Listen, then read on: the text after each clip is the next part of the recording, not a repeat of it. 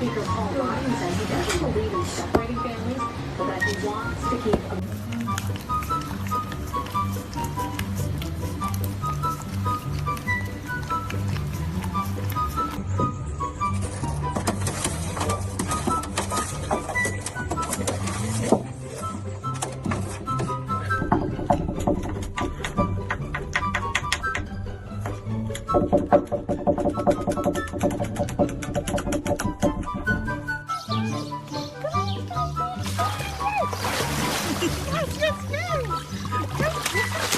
Gasp at your dog and see their response.